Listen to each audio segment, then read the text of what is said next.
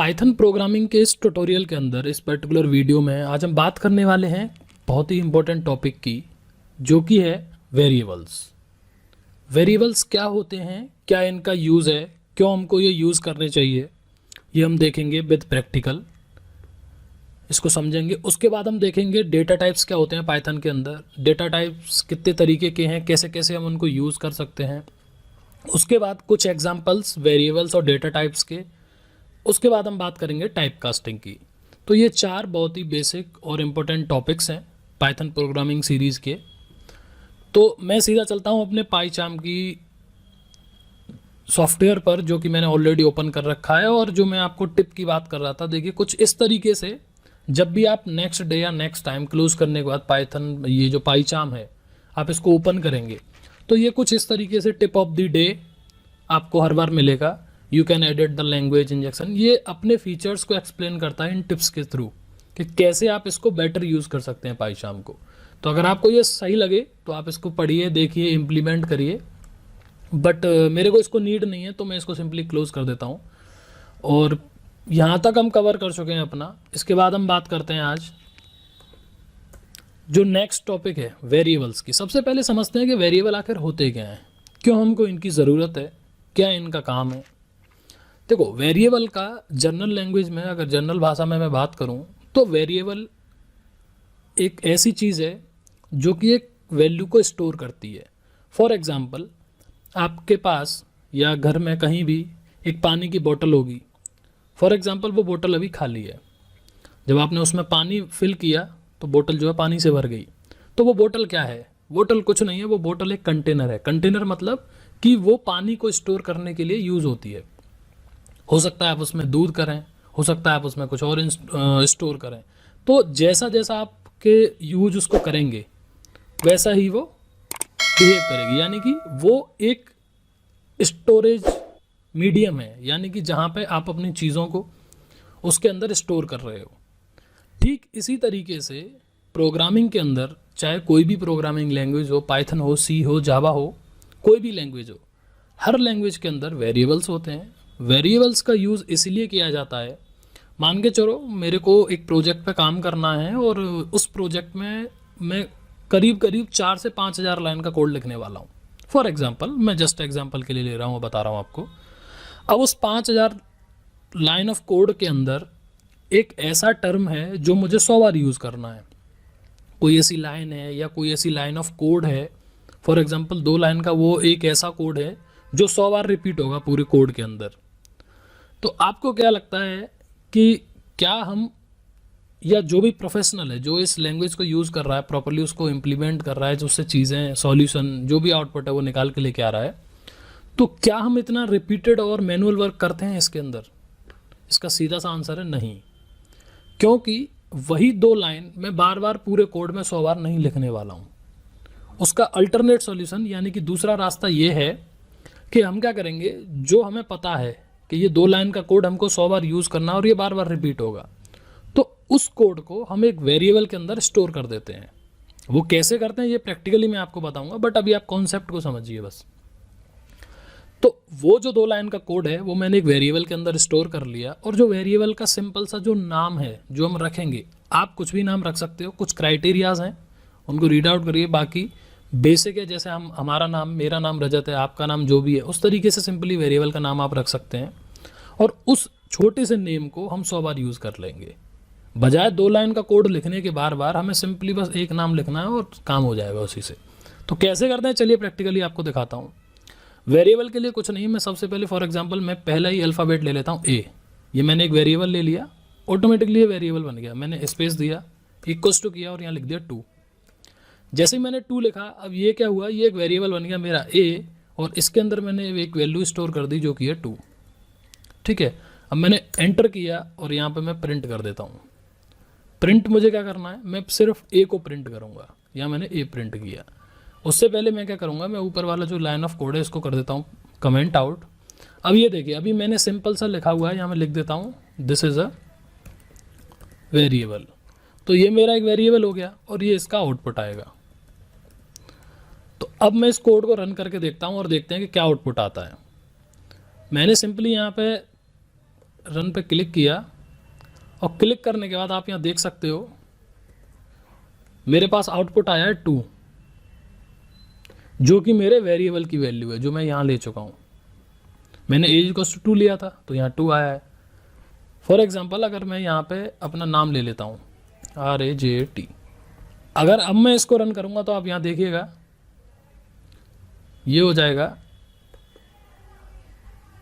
रजत, तो यहाँ पर ये चेंज हो गया है। तो इसी तरीके से वेरिएबल्स काम करते हैं।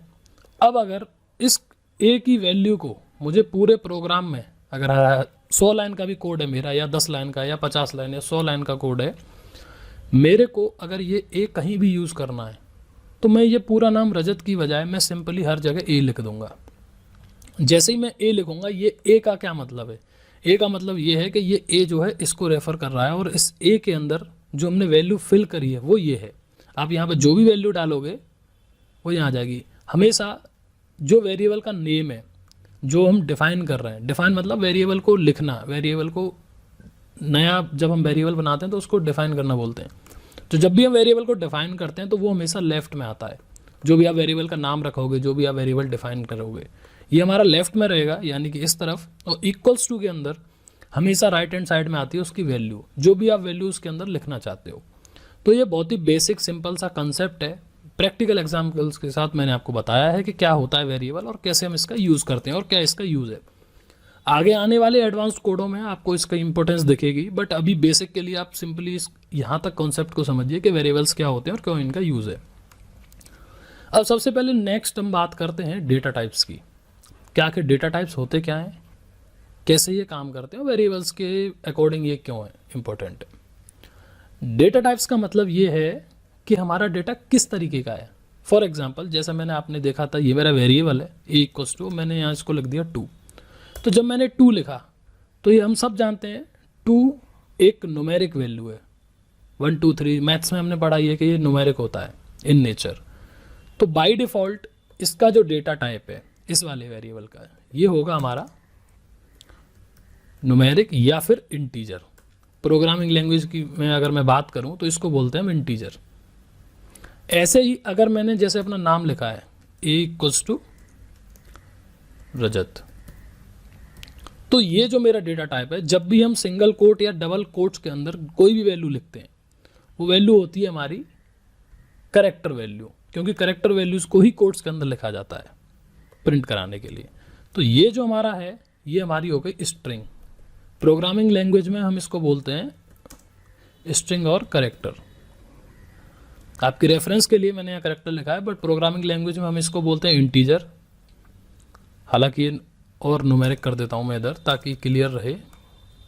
तो इसको बोलते हैं इंटीजर, इसको बोलते हैं स्ट्रिंग, और इसी तरीके से हमारे पास एक और है। अभी बेसिक के लिए फ़िलहाल मैं ये 3 बता रहा हूँ, आगे जैसे जो यूज़ होंगे फिर हम आगे बात करेंगे। पाइथन के अंदर भी अपने डेटा टाइप्स हैं, अपनी भी चीज़ें हैं, तो वो धीरे धीरे टॉपिक बाई टॉपिक हम कवर करेंगे। नेक्स्ट है कि मान के चलो मैं यहाँ वैल्यू लिख देता हूँ 4.5, डेसिमल वैल्यू है। तो डेसिमल वैल्यू को प्रोग्रामिंग लैंग्वेज में हम बोलते हैं फ्लोट डेटा टाइप। इसका जो डेटा टाइप है वो हुआ फ्लोट। अभी मैं पहले आपको 1 बाय 1 सारे प्रिंट करा के दिखाऊंगा, इसके बाद हम बात करेंगे अपने लास्ट टॉपिक कास्टिंग की। मैंने यहाँ 3 स्टेटमेंट इसलिए लिखे हैं ताकि मैं क्लियरली आपको एक्सप्लेन कर सकूँ। चाहता तो मैं जो हम ऑलरेडी जानते हैं कि कॉमा लगाओ और दूसरी वैल्यू लिख लो। मैं इसको रन करके देखता हूँ, पहले देखते हैं कि चलता है कि नहीं। इसमें एरर है। एरर ये है कि B is not defined, B पर एरर आ रहा है। ये देखिए यहाँ पे हमने इसको भी ए कर दिया है, तो यहाँ पे बी करना पड़ेगा। अभी ये ठीक है, ए बी सी मेरे पास 3 है और यहीं तीनों को मैं प्रिंट करा रहा हूँ। ऊपर वाले का आउटपुट मेरे पास आ चुका है, तो मैं क्या करूँगा अभी फ़िलहाल इसको कर दूँगा कमेंट आउट, क्योंकि ये कंसेप्ट हम समझ चुके हैं। मैं फिर से रन करता हूँ इसको, और रन करने के बाद अभी देखिए मेरे पास 2 आ गया जो कि मैंने ए को असाइन किया था और इसका टाइप है इंटीजर। रजत आ गया जो कि मैंने बी को असाइन किया था, और 4.5 जो कि हमारा सी के अंदर था। अब ये मैंने कह दिया कि इसको इंटीजर कहते हैं, इसको स्ट्रिंग कहते हैं, इसको फ्लोट कहते हैं। आप कैसे मानोगे? आप मेरे से बोलोगे हम कैसे मान लें तुम्हारे कहने से कि ये टाइप है, तो मैं आपको प्रूफ दिखाता हूँ। तो प्रूफ दिखाने के लिए जो लास्ट टॉपिक है जिसकी हम बात करने वाले हैं वो है कास्टिंग।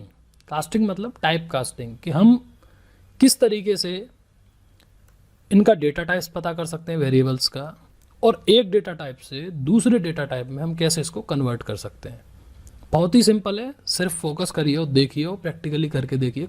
कोई ऐसा कॉम्प्लेक्स टॉप वो नहीं है इसके अंदर कि आपको दिक्कत आए समझने में। तो मैं यहाँ लिखूंगा एक टर्म टाइप ऑफ, या फिर सिंपल टाइप, और टाइप के बाद मैं इसको एक ब्रैकेट में बंद करूंगा और यहाँ से इसको भी क्लोज कर दूंगा। ठीक है, अभी मैं इसको यहाँ पर रन करके देखता हूँ। जैसे ही मैंने रन किया, यहाँ पे मुझे प्रिंट हटाना है क्योंकि मुझे प्रिंट नहीं कराना है, मुझे ए का टाइप देखना है कि ए किस टाइप का है। जैसे ही मैं रन किया, अब इसके बाद यहाँ पे इसका जो टाइप है वो प्रिंट कराना है। तो हमें यहाँ पे थोड़ा सा उल्टा काम करना है। प्रिंट के अंदर हम ए ना लेके उसका टाइप को प्रिंट कराएंगे कि ए किस टाइप का है। अभी तक हम यहाँ क्या कर रहे हैं, यहाँ सिर्फ हम उसकी वैल्यू को प्रिंट करा रहे हैं कि भैया लो और बी को प्रिंट कर दो। बट अभी हम ऊपर क्या कर रहे हैं कि अभी ये जो इसका टाइप है, हम इसके टाइप को प्रिंट कराना चाह रहे हैं। तो यहाँ मैंने रन किया और रन करने के बाद आप देखोगे, ये देखिए यार क्लास इंट। क्लास इंट का मतलब ये है कि इसका डेटा टाइप है ये। तो जैसा मैंने आपको बताया था कि ये जो 2 है ये है इंटीजर टाइप का, तो यहाँ पे आ गया ये इंट। शॉर्ट में इसको इंट लिखते हैं, INT। फुल फॉर्म है इसकी इंटीजर और या न्यूमेरिक। ऐसे ही अगर मैं इसकी बात करूँ, अब मैं यहाँ पे सेम कोड कॉपी कर लेता हूँ, और कॉपी करने के बाद यहाँ पेस्ट कर देते हैं, एक और एंटर और एक और पेस्ट। तो यहाँ पे मेरा दूसरा वेरिएबल जो है वो v है। ये कोई फिक्स नहीं है कि आपको AB से रखना है, आपको जो नाम अच्छा लगता है आप अंडरस्कोर से स्टार्ट करिए और वेरिएबल का नाम आप रख सकते हैं, या जैसे भी आपको सूटेबल लगे। तो ये देखिए, पहला आपका आ गया इंटीजर इंट जो कि मैंने बताया था, दूसरा स्ट्रिंग है और तीसरा फ्लोट है। यही हम बात कर रहे थे, स्ट्रिंग को शॉर्ट में STR लिखते हैं, फ्लोट को पूरा कंप्लीट फ्लोट। तो ये 3 डेटा टाइप्स हैं जो मैं आपको बता रहा था प्रैक्टिकली, जो हमने यहाँ पे प्रिंट कराए हैं। इनकी टाइप है इन तीनों का, पहला हमारा इंटीजर है, दूसरा हमारा स्ट्रिंग है और तीसरा हमारा फ्लोट है। तो इस कॉन्सेप्ट को बोलते हैं डेटा टाइप्स इन पाइथन। कि पाइथन के अंदर डेटा टाइप्स होते क्या हैं। डेटा मतलब कि जो भी हम ये लिख रहे हैं, ये जो भी वैल्यू हम डाल रहे हैं, ये डेटा है। तो इसको हम किस तरीके से यूज़ करते हैं। अगर आपको डेटा का कॉन्सेप्ट और अच्छे से समझना है तो आई बटन पर या डिस्क्रिप्शन में आपको ऑलरेडी एक वीडियो है जो कि बहुत डेडिकेटेडली मैंने बनाई है डेटा से रिलेटेड, कि डेटा होता क्या है, डेटा को समझने के लिए कॉन्सेप्चुअली पूरा। तो आप जाइए देखिए उसको।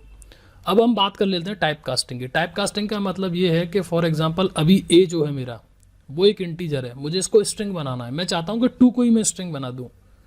नेचुरली बाय डिफ़ॉल्ट ये इंटीजर है, यानी कि इंट है, करेक्ट उसमें है न्यूमेरिक वैल्यू में। मैं इसको करेक्टर बनाना चाहता हूँ। तो इसको करने के लिए हम क्या करेंगे, यहाँ पे हम सिंपली लिख देंगे कोई भी वेरिएबल ले लो d=, और बाय डिफ़ॉल्ट इनबिल्ट फंक्शंस हैं टाइप कास्टिंग को चेंज करने के लिए। अगर मुझे किसी को इंटीजर में चेंज करना है तो एक इनबिल्ट फंक्शन है पाइथन का इंट, उसको यहाँ ऐसे करके इसके अंदर वैल्यू पास कर देते हैं। अगर किसी को स्ट्रिंग में चेंज करना है तो ये है STR, इस तरीके से।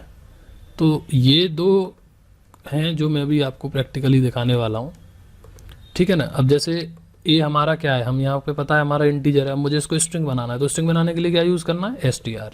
तो यहाँ आप सिंपली डायरेक्ट पाइथन का इनबिल्ट फंक्शन है STR, उसको यूज़ करिए, एंटर, और यहाँ पे लिख दीजिए A। बस A वेरिएबल मैंने पास करा दिया। और यहाँ पे मैं कराता हूँ प्रिंट D। पहले D को प्रिंट करा के दिखाऊंगा, फिर उसके बाद D का टाइप क्या है उसको प्रिंट करके देखेंगे। तो जैसे ही मैंने यहाँ रन किया, सबसे लास्ट में आते हैं। अभी मैं ऊपर वाले तीनों को इनको कमेंट आउट कर देता हूँ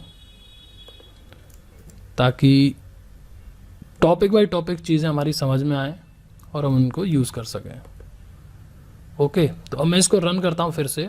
तो देखिए आउटपुट तो आ गया मेरे पास 2, क्योंकि 2 ही आना था, क्योंकि मेरी A की वैल्यू ही 2 है मेरे पास। तो ये आउटपुट तो मेरे पास 2 आ गया है, क्योंकि हमने इस D के अंदर A को असाइन किया है। बट अब मुझे क्या देखना है कि इसका टाइप क्या है। तो मैं यहीं नीचे एक और प्रिंट स्टेटमेंट यूज़ करता हूँ, और इसके अंदर मैं लिखूँगा टाइप, और टाइप के अंदर हमको वैल्यू देनी है D की, ताकि हमें पता चल सके कि हमारे पास जो D आया है वो किस टाइप का है। तो ये देखिए, अभी ऊपर हमने देखा था ये जो 2 आ रहा था हमारा E=2, और इसका जो टाइप हमने प्रिंट कराया था ये आ रहा था हमारा इंटीजर INT। अभी ये आ रहा है हमारा स्ट्रिंग, क्यों? क्योंकि हमने यहाँ पे इसकी टाइप कास्टिंग कर दी। ये देखिए कुछ इस तरीके से, ये 2 और इसकी क्लास है बट इसका डेटा टाइप आ रहा है हमारे पास str। तो इसी को बोलते हैं टाइप कास्टिंग, कि एक डेटा टाइप से दूसरे डेटा टाइप्स में कैसे हम कन्वर्ट करते हैं। ये और भी आगे अच्छे अच्छे एग्जांपल्स के साथ मैं आपको बताऊंगा, बट ये कुछ बेसिक कॉन्सेप्ट्स थे जो मुझे आपको एक्सप्लेन करने थे, ताकि आगे वेरिएबल्स का बहुत यूज़ है हर एक कोड में, हर एक, ये बेसिक चीज़ें हैं। पहले हम पाइथन बेसिक ही कवर कर रहे हैं, उसके बाद हम एडवांस पर जाएंगे। तो आई होप, आशा करता हूँ कि ये काफ़ी ईजिली आपको समझ में आया होगा। If you like this video and the video content, please do subscribe to our YouTube channel so that you can get all the updates, all the future videos and the courses available on this channel. Thank you.